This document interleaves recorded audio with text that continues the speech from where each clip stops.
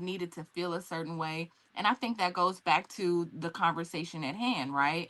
Just feeling like an honorary doctorate may help somebody through an imposter syndrome. Like, I haven't done enough, but by getting this title, It's a it'll certificate.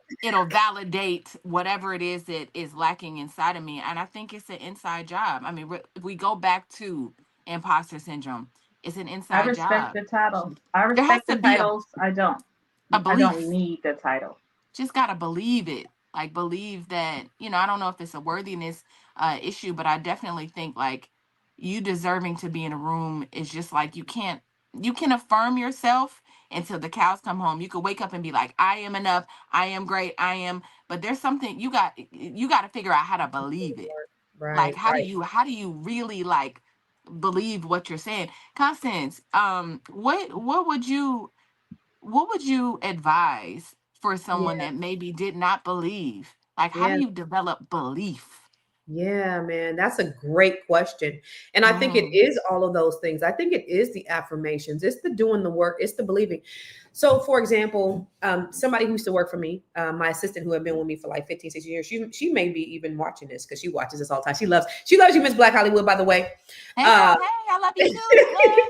but she's out in Vegas and she worked for me about 15, 16 years. And one thing that I remember when she said to me, um, she had come home from it was a weekend, it was Monday, and she was just like, she was overweight, she was tired, and she had took her family, they went to Six Flags, and she was just tired. She was exhausted. She was like, I couldn't even go with my son on the rides because I just felt I was exhausted. And I just feel like I'm just gonna be sitting here on the bench, just sitting my life away, just watching everybody live life while I just sit here.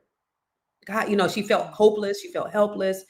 And I told her to do some affirmations and I gave her a few affirmations to do it. And the cool thing about her is she listened to me. Right. So even whether she believed it or not, she believed in everything I said. She believed in me. She was definitely very loyal. She believed in me.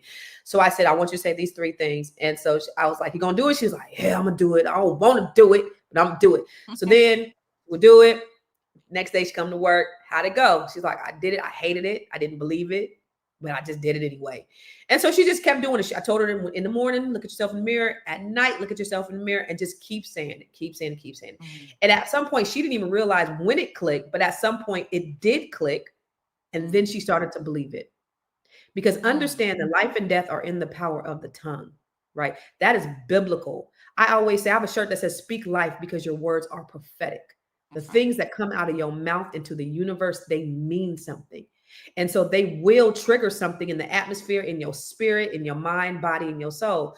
So at some point, she started to believe it. And I remember we were on Mhm. a phone call. We were on a call one day, and then she said something like, "I know I look good." She did. She was not very confident in herself, and she was like, she had to catch herself, like, "Who is this person talking?" Mm, And then as she started to feel good, then she started to make other changes. She started losing weight.